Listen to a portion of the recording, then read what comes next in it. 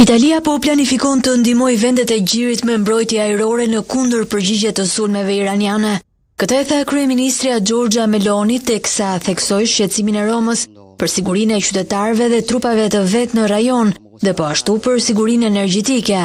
Ashtu si Mbretëria e Bashkuar, Franca dhe Gjermania, Italia synon të dërgojë mbështetje për vendet e Gjirit, veçanërisht në fushën e mbrojtjes ajrore, tha Meloni. Për radio në RTL të njëjtën, ajo argumentoi se lëvizja nuk ishte të bënte vetëm me lidhje diplomatike, por edhe prezencën e italianëve në terren. Sipas Melonit, rreth 2000 trupa italiane janë të stacionuara në rajon. Sa i përket mundësisë së përdorimit të bazave amerikane në tokën italiane, kryeministrja tha se vendi i saj dhe aleatët po respektonin kushtet e marrëveshjeve dypalshe. Italia srehon baza ushtarake të përdorura nga SBA sipas marrëveshjeve që datojnë në vitin 1954, të cilat janë përditësuar për gjatë viteve.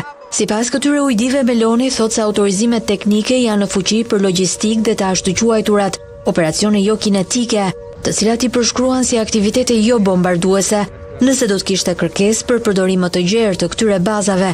Meloni tha se qeveria duhet të kishte autoritet për të vendosur nëse do t'jap lejen ose jo, por se ky vendim do të përfshinte parlamentin. Ndërkohë, ministri i mbrojtjes në Rom, Guido Crosetto, i tha parlamentit këtë të njëjtë se Italia, Spanja, Franca dhe Holanda do dërgonin asete detare për të mbrojtur Qipron gjatë ditëve në vazhdim, pasi Irani sulmoi me dron bazën britanike të Akrotirit.